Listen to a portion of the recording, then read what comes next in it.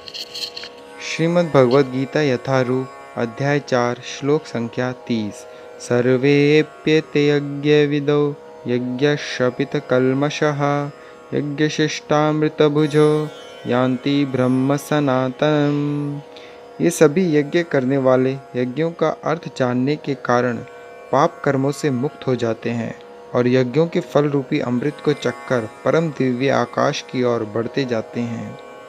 तात्पर्य: विभिन्न प्रकार के यज्ञों यथा द्रव्य यज्ञ, स्वाध्याय यज्ञ तथा योग यज्ञ की उपर्युक्त व्याख्या से यह देखा जाता है कि इन सब का एक ही उद्देश्य है और वह है इंद्रियों का निग्रह।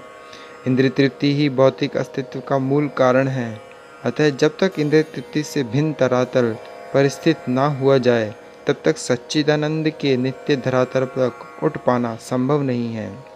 यह धरातल नित्य आकाश या ब्रह्म आकाश में है। उपर्युक्त सारे यज्ञों से संसार के पाप कर्मों से विमल हुआ जा सकता है। जीवन में इस प्रगति से मनुष्य न केवल सुखी और ऐश्वर्यवान बनता है अपितु अंत में वह निराकार ब्रह्म के साथ तादात्म्य के द्वारा श्री भगवान कृष्ण की संगति प्राप्त करके भगवान के शाश्वत धाम को प्राप्त करता है।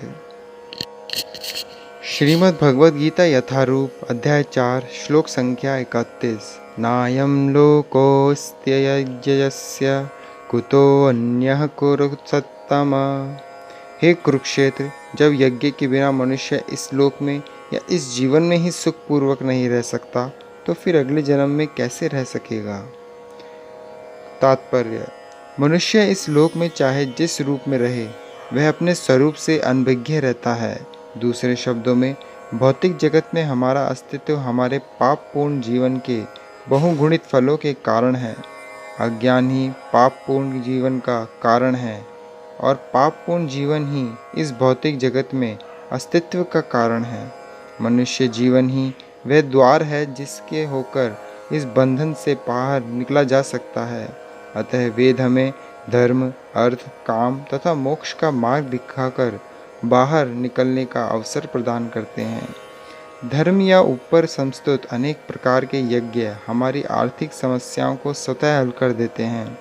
जनसंख्या में वृद्धि होने पर भी यज्ञ संपन्न करने से हमें प्रचुर भोजन, प्रचुर दूध इत्यादि मिलता रहता है।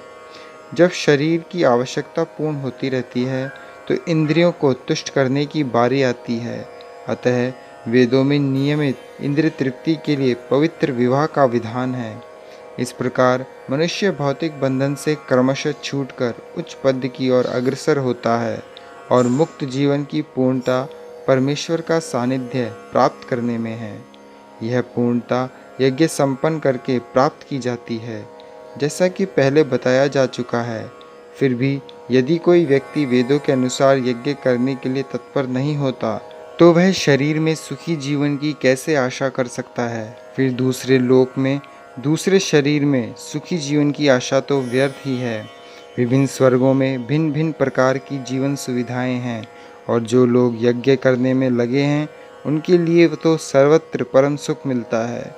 किंतु सर्वश्रेष्ठ सुख वह है जिसे मनुष्य कृष्ण भावनामृत के अभ्यास द्वारा वैकुंठ जाकर प्राप्त करता है। अतः कृष्ण भावना भावित जीवन ही इस भौतिक जगत की समस्त समस्याओं का एकमात्र हल है। हरे कृष्णा।